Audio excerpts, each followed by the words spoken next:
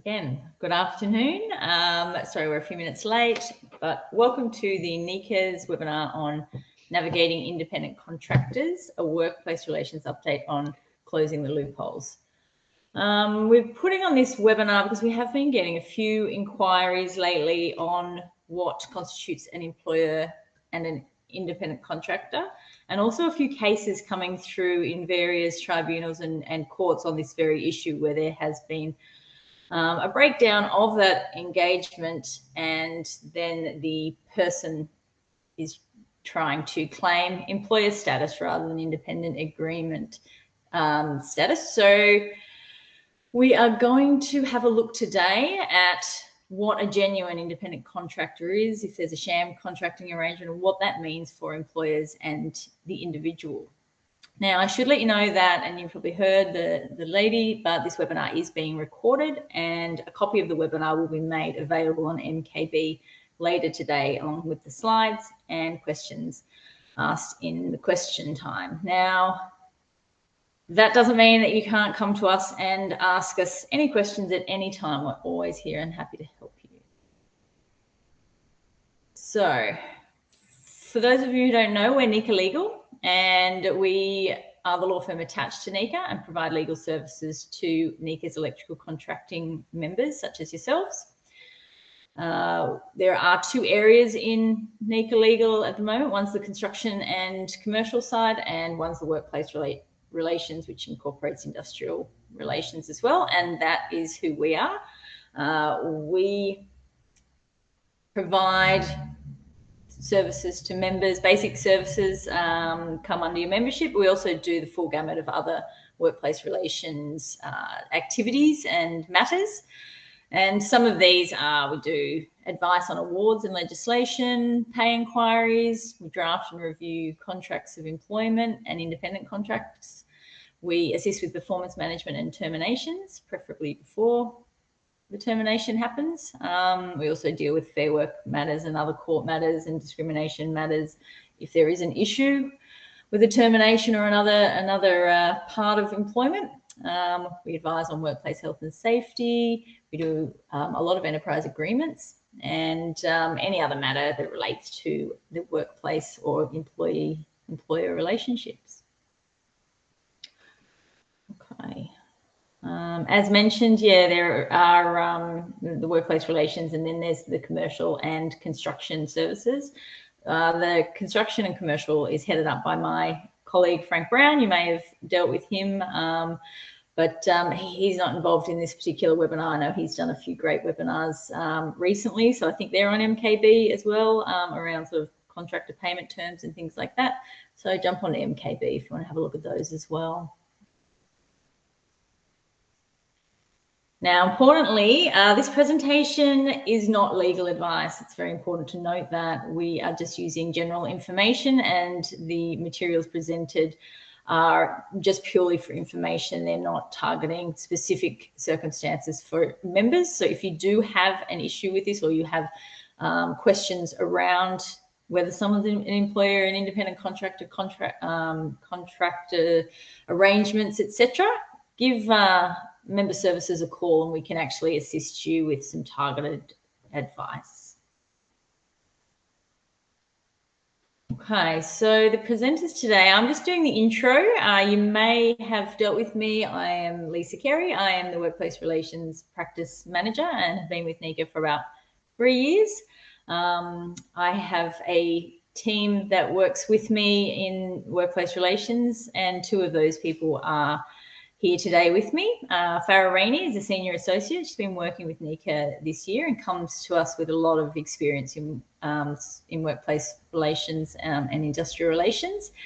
And Aram Al-Badri, who's a paralegal who's been with us for a couple of years now and also has a lot of specialised competency with workplace relations.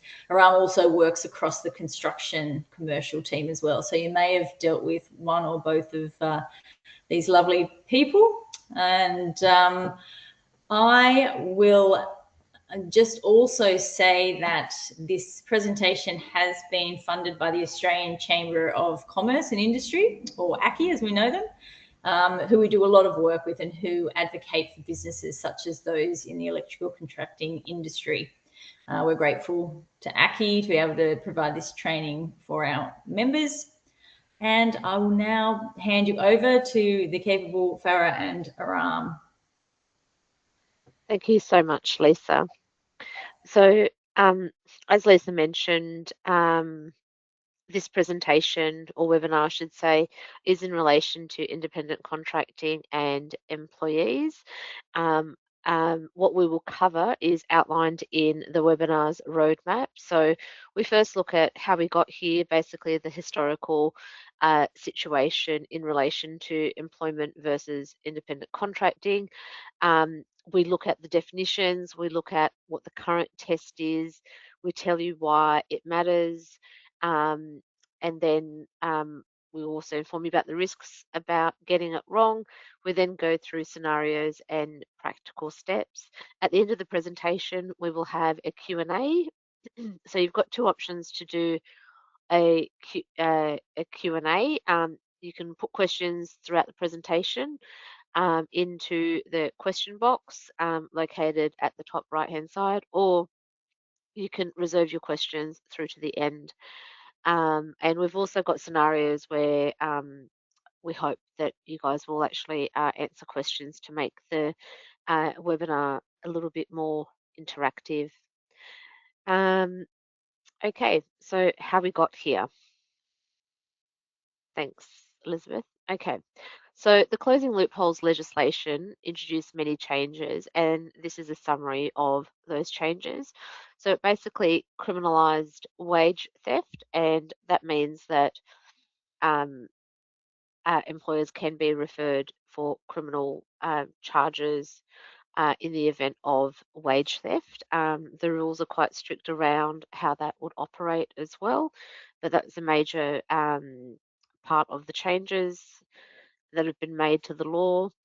There's been an extension of the Fair Work Commission's powers to set up minimum standards for employee-like workers. So that's basically to cater for the emerging area of gig workers or app workers, however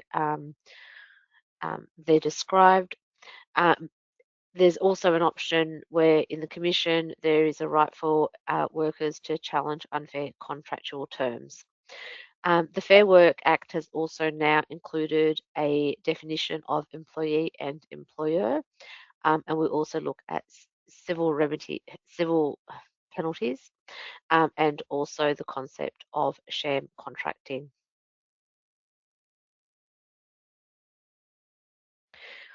Okay, so how we got here, this is a quick legal history lesson just in relation to independent contracting and employment. So the default for a very long time is that most work that was done was performed on an employment or employee-employer basis.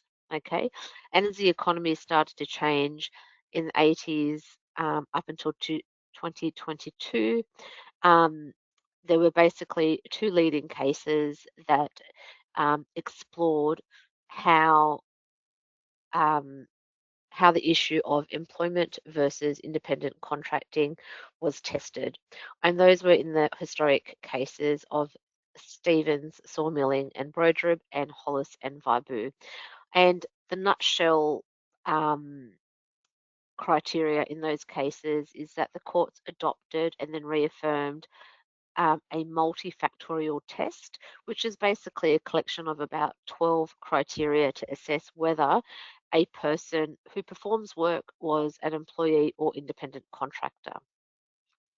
And that was the established standard when looking into and advising in relation to this issue.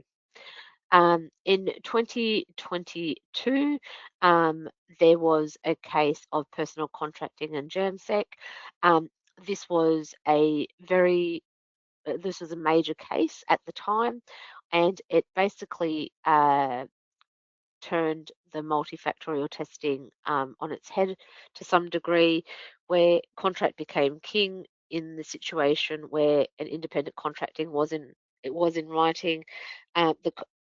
That the contract would basically the primary determinative factor when it came to assessing whether somebody was an employee or an independent contractor.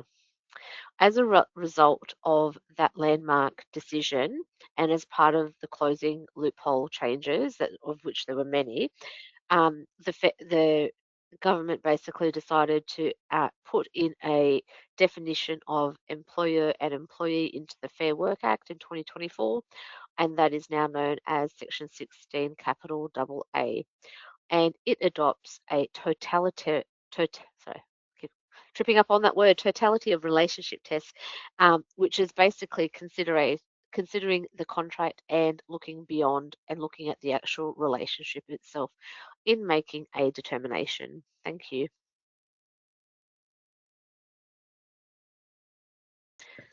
Okay, so, yep, sorry, Aram, yes, sorry, you were to go ahead. Yep.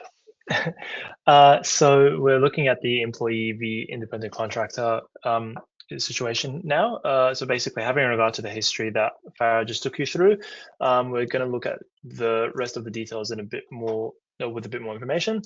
So why would you have an independent contractor over an employee? Well, there could be a few or many legitimate reasons why you might need to or want to engage an independent contractor. So, for example, you could need an extra worker during an especially busy period of time. You might have a specific short-term project that you might just want to hire an independent contractor rather than an employee or employees. You might require a specialist for a specific trade, or you might not. You might have a long-term employee or employees who are on leave and may need to fill that gap until they return. It could be that you don't want to set up payroll or other administration for a particularly short period of time. It could simply be that you were given the name of a contractor by a friend who recommends them, and that contractor says that they have an ABN and will just invoice you. Or it could be as simple as you just don't have certainty of work. So it really should be straightforward, right?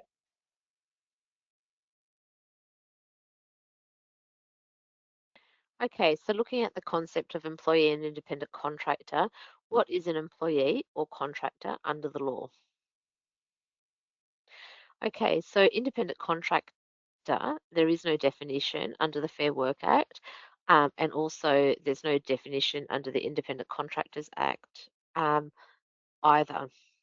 And so, except the key issue here is that independent contract that either law doesn't define an independent contractor except to specify that it is not confined to an individual. Thank you. And as I've already mentioned, as of August 2024, the Fair Work Act included the definition of employer and employee.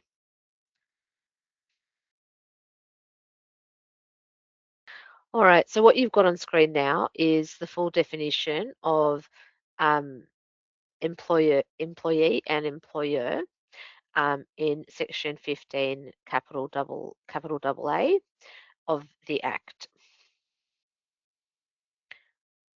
And this section basically provides that when determining whether a worker is an employee or contractor, the terms of the contract must be considered as a whole with reference to the multi-factor checklist criteria.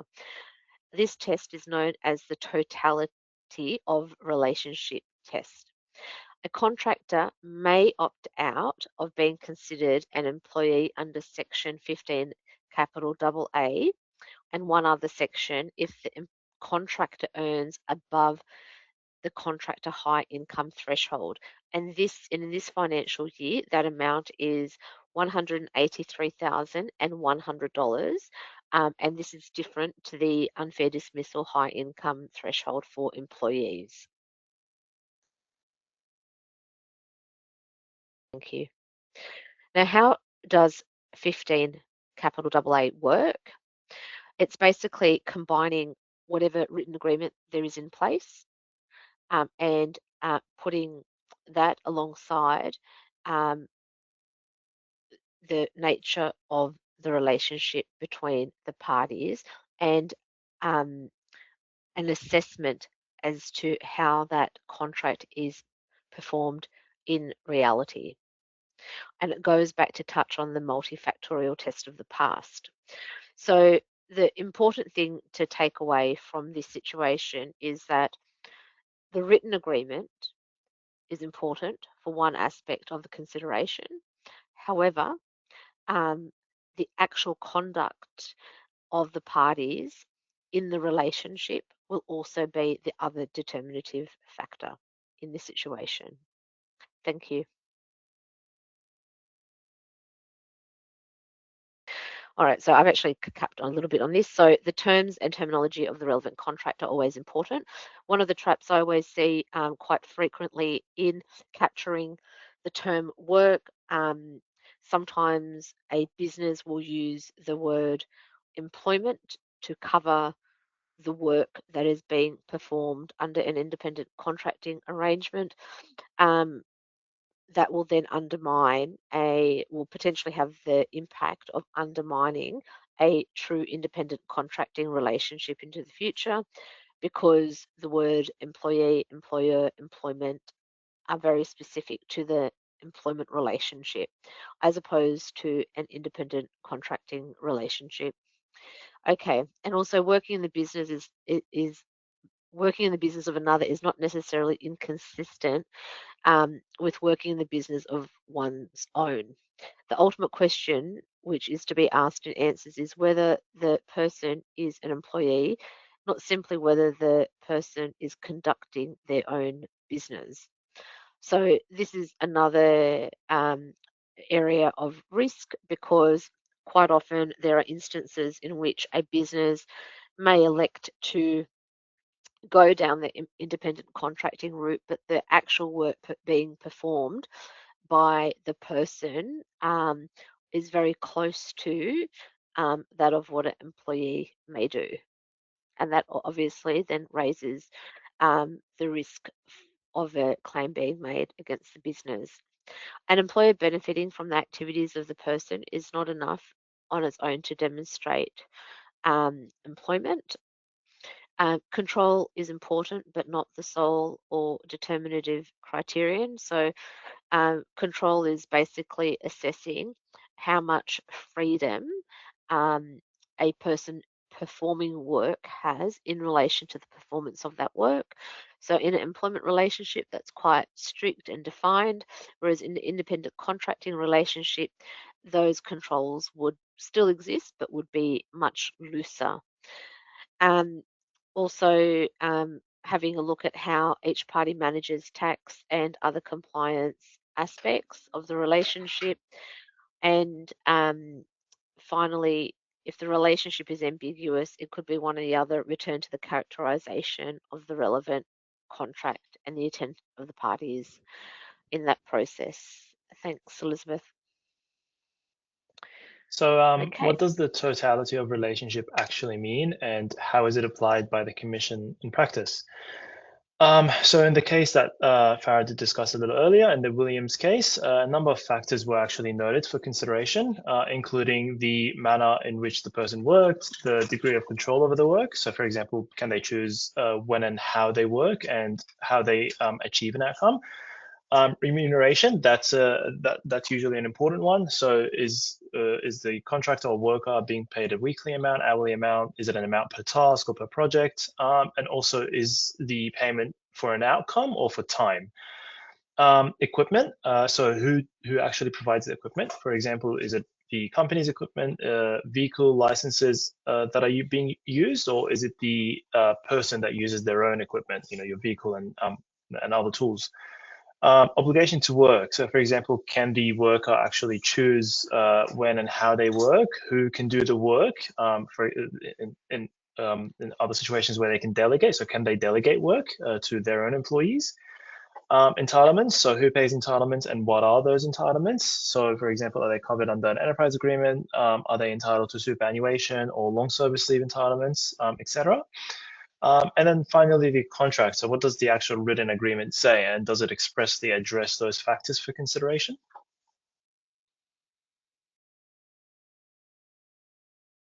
Okay, so in the case, so we're now looking at a few cases in which these concepts were explored. In the case of Sarah Murray, that involved an applicant who was a dancer at an adult entertainment venue. And this person put in a claim claiming to be an employee in the Fair Work Commission. And basically, in that matter, it was considered, the nature of the relationship was considered in addition to the written agreement. And just some just sort of distinguishing facts. In this particular case, it was the applicant, so Murray, had agreed to pay for a room and certain other fees to be able to perform work at the adult entertainment venue. Also, there was no sort of commitment as to how and what work was done at the venue. And those two things, along with the contract that was in place between the parties, on balance, pointed to an independent contracting relationship. So again, in this matter, um, the the paperwork, the written agreement was reviewed, but then also a strong and deep analysis into the actual nature of the relationship as it was performed between the parties. Those two things considered resulted in an determination that that this person was not an employee. Thank you. In the case of Hu and Optimeria, um, it was a situation where Hu basically studied to be a real estate agent and obtained their license, and then agreed to work on a um, per sale basis. So I think it was like $4,000 per property sold as a buyer's agent. It also so that was one of the facts. There was another fact that this person had agreed to work under an ABN number, and there was another uh, peculiar requirement under Victorian real estate law that the person who was registered to the real estate agent was an employee or on a technical basis for the purposes of registration. Those arguments were basically made by the applicant to argue that he was actually an employee of the business. This case basically made a finding that given that there was, so the Commission basically made a finding that there was no written agreement in relation to the nature of the relationship. There was a lot of verbal evidence in this case from both parties, just in relation to how payment was to be made. And ultimately, the Fair Work Commission in this particular case determined that Hu was not an employee but an independent contractor as a direct result of um, all of the information that was put before the Commission. And that was basically looking at the totality of the relationship. Thank you. All right, so this is another one. So this is quite interesting. So it's quite common in places like doctors' clinics and psychology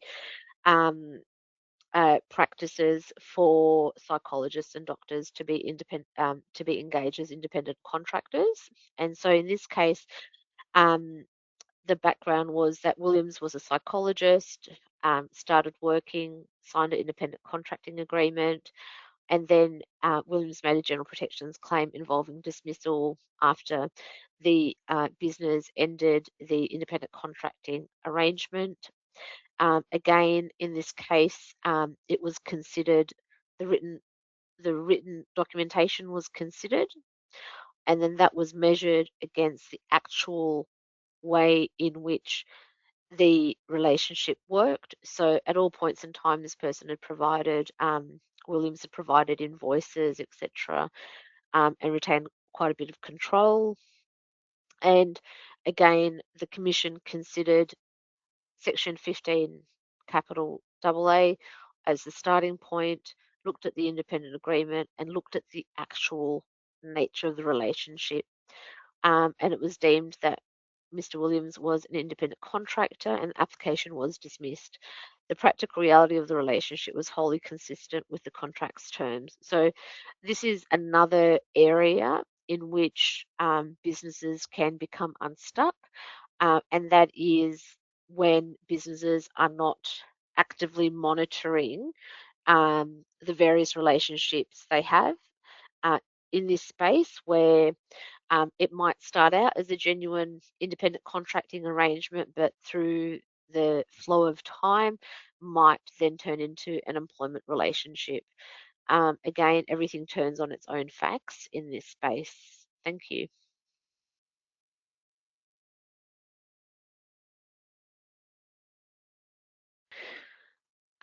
Sorry. Okay. So just looking at this from an overall basis, we're looking at the changes basically are designed to better reflect the contemporary work arrangements. And going forward, there is a lot of interest and potentially some need to have independent contracting relationships just generally. So this approach balances the paperwork and the actual relation and the performance of the actual relationship. Employers should reassess contractual relationships when factors change. This is very, very important because, like I said, things can and do change over time. So it'd be good to be proactive on that front. There is a creation of greater complexity and uncertainty for employers because ultimately, even if you have a written agreement which says it's an independent contracting arrangement, the conduct that the parties engage in will also need to be factored in to make sure that the arrangement is genuine. For small businesses, you may need to get legal or human resources support to make sure that you're doing the right thing in this situation. Thank you. All right, so we're now going to turn to why does this matter? And we're going to look at the different laws, tests, minimum conditions, rights, legal avenues for employees and independent contractors. And I think there is some level of myth out in the community that engaging somebody on a independent contractor basis, that means that overall you get to pay them less and it's better for the business. If you actually look at the system as we go through it, you might change your mind on that. Okay, so employees, they provide a contract for services. It's defined as an employee and employer relationship, one of employment, and under the award that covers our industry, that work is generally going to be, permanent, whether that be full-time, part-time, casual, or fixed term. You've also got independent contracting. They're doing the same thing, which is providing contract for services, but the relationship is different. It's between a principal and an independent contractor. It's not one of employment. Thank you. All right, so this is an overview of the legal obligations as we go through them slide by slide. Thank you. So starting with minimum conditions, as you can see, employees generally have very robust rights under the Fair Work Act and the awards and under work health and safety law. If you look at work health and safety law, it's both the same. The obligation doesn't really change. When you go and look at independent contractors, just generally on minimum conditions, certain contractors are entitled to superannuation, and that is because superannuation's definition of employee and independent contractor are slightly wider. So the employee under super and taxation law is a wider definition than what it is under employment law. Long service leave can be a grey area because certain industry-specific long service schemes are open to independent contractors. And what you'll find is that independent contractors, a lot of their entitlements and things would go based on the written agreement if there is one in place. Thanks, Elizabeth.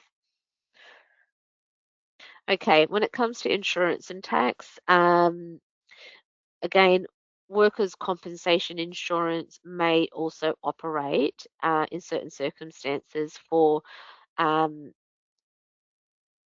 independent contractor to be deemed a worker. Okay, so there's like, so it's not a straightforward situation of being able to palm off workers' compensation liability. And obviously the key difference is going to be in payroll tax there. Thank you. Superannuation, I've already flagged it. Certain types of independent contractors will be deemed employees under superannuation law. Thanks, Elizabeth. Now, again, whether whether somebody's an employee or an independent contractor, again, very similar sort of rights. Just in relation to general protections, it's a much narrow protection under the Fair Work Act, but there are a small number of protections for an independent contractor. Yep. And a lot of the time you'll find that these cases are tested as a result of a dispute and or a termination arising. And this is where these claims are tested either in the Fair Work Commission via unfair dismissal or general protections or an underpayment claim. So when it comes to ending employment and engagement, you'll see that employees have overall a number of rights when it comes to these things, and independent contractors are not entitled to a lot of these protections, except for the issues like super and workers' compensation, and also ideally in an independent contracting arrangement, the terms of the contract will provide for some of this stuff. Thank you, Elizabeth. Okay, so now looking at the risks of getting it wrong. Now, thank you. So in the first issue, so there are situations that arise in this space, and I'll summarize this in the next two slides. But basically, when an independent contracting arrangement is entered into, it can be and it is possible for a business to genuinely hold the belief that, or reasonably hold the belief, I should say, that the relationship is that of independent contracting, even though later it may be determined that the relationship was that of employment. Okay, and in that type of a scenario, we would call that a mischaracterization of the employment relationship. And it exists when there's a genuine belief by the business that they were doing all the right things to ensure that the relationship was that of independent contracting. Thanks, Elizabeth.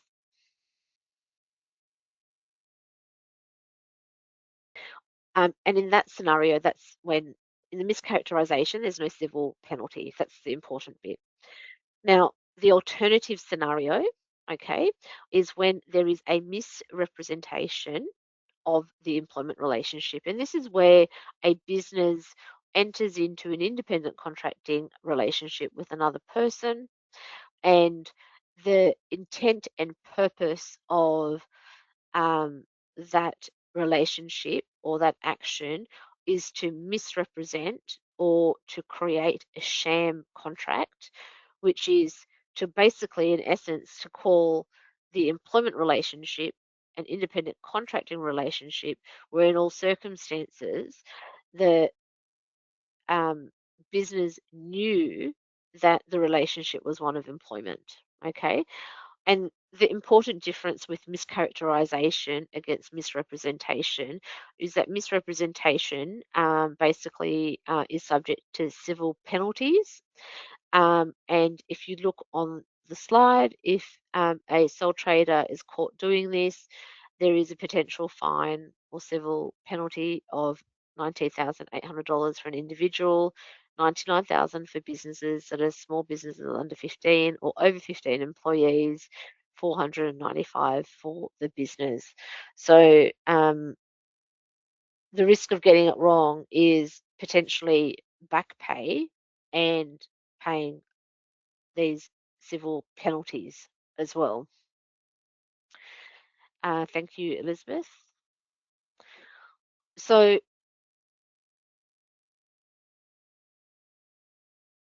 the easy way to communicate this is that there can be a genuine mistake that a business makes in relation to the characterization of the relationship. But when that behavior goes beyond it just being a mistake and a reasonably held belief, and then enters into a sham and enters into saying an employment relationship is that of independent contracting when it's quite clear that it's not, that's when the provision for penalties and things apply. So they are two different types of situations that can arise in this space that bring risk to the business. Thank you. I'm going to pass over to Aram now. Okay, so we have 3 scenarios that we'll take you through just to give an example.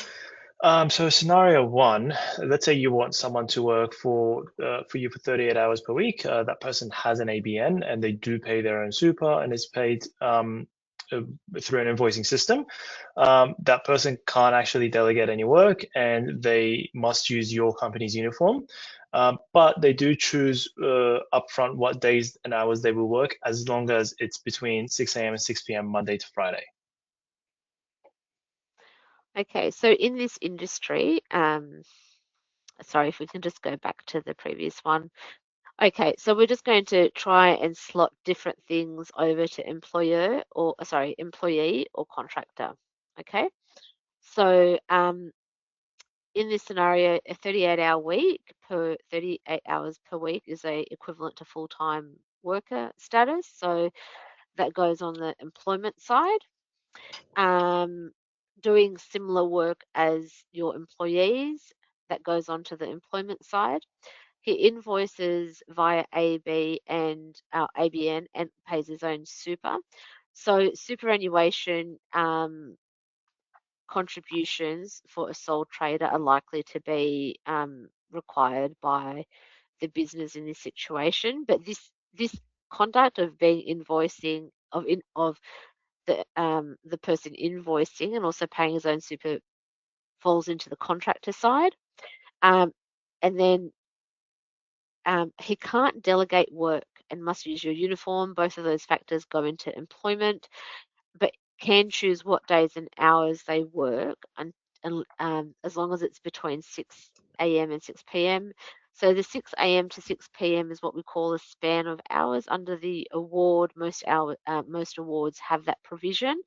So that kind of control goes back to employment. So on balance, in this scenario, outside of one factor, all other factors point towards an employment relationship. Thank you, Elizabeth. So we go to scenario 2. In this case, let's say you actually have an employee who's currently working for you, but they're starting their own business as a sole trader, and they said that they want to work under an ABN. So the employee said that he will pay his own superannuation and will actually work the same hours as he was working before as an employee while he builds up his own business, and he will also use his own equipment. Okay, so again, we're going to run through the scenario in a similar way. So you've got an employee. So employees who voluntarily, of their own wish and initiative, want to work as independent contracting, as an independent contractor, that might be a legitimate avenue.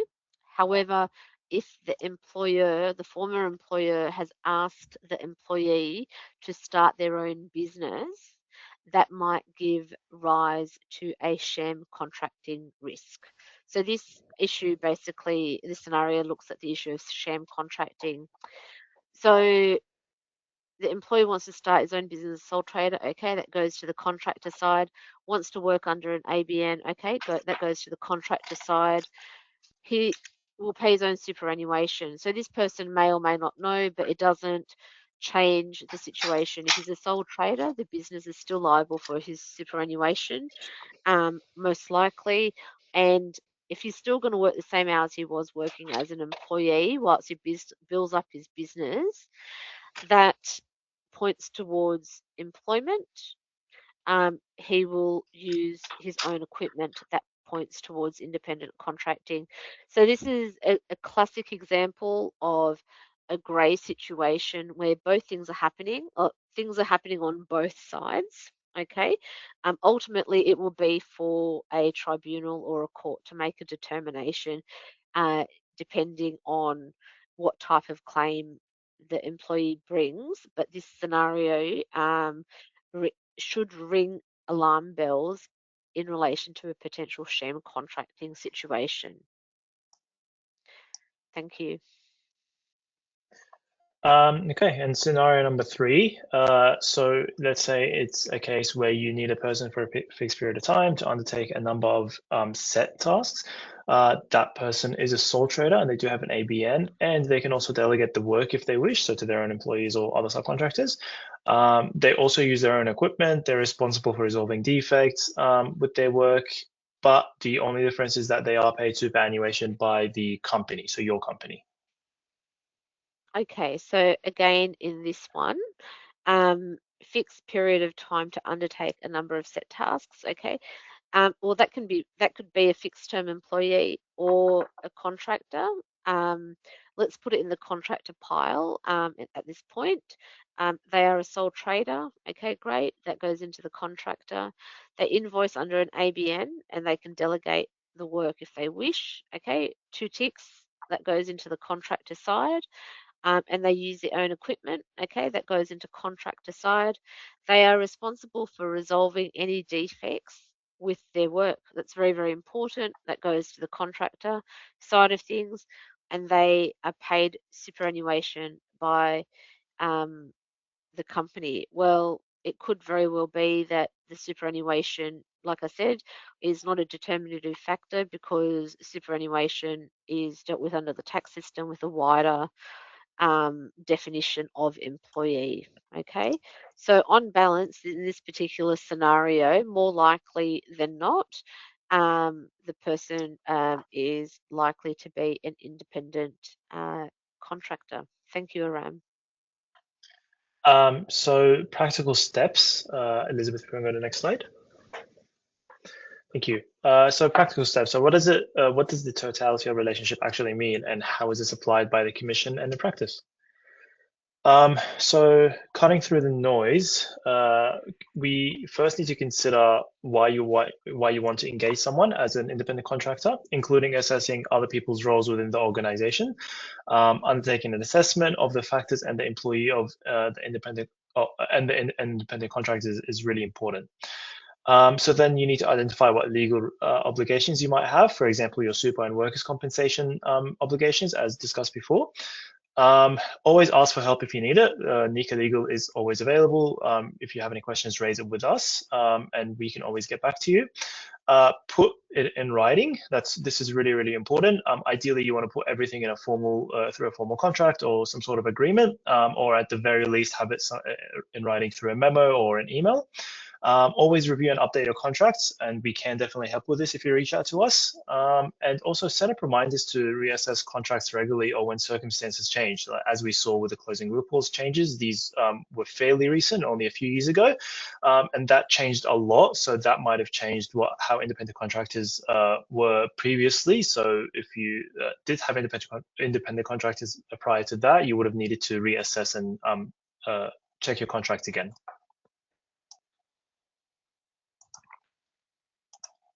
Thank you, Elizabeth. Okay, so now is the time that we're going to open up for questions. So this is our Q&A session.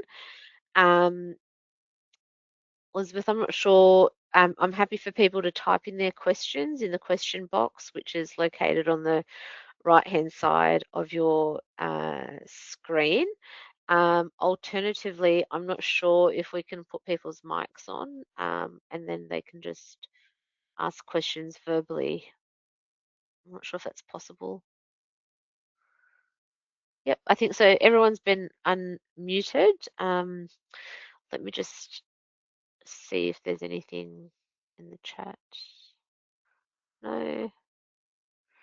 Okay, so I don't have any questions. And everyone's been unmuted. So if you've got any sort of questions that you'd like answered in relation to this topic overall, I'll leave it open for the next sort of few moments for people to ask away.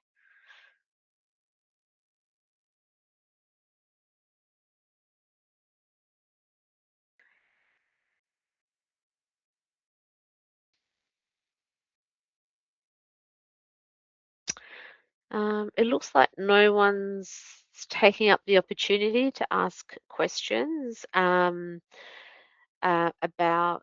anything that we've said today. So I think just the key takeaways in this situation are going to be if you decide to go down the path of engaging a person in particular, um, as an independent contractor, I think get some advice to start with.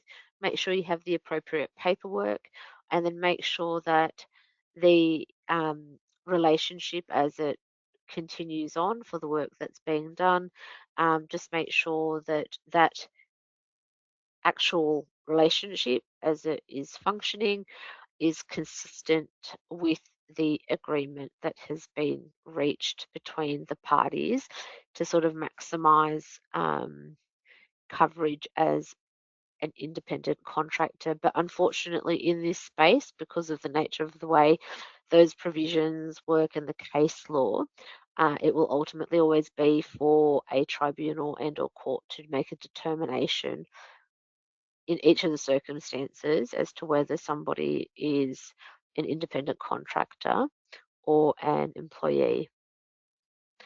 On that note, I'd like to thank everyone for their attendance today. We hope that you found this webinar useful, and it will be uploaded into the member knowledge base along with a copy of the slides. Thank you so much, everyone. Have a good day.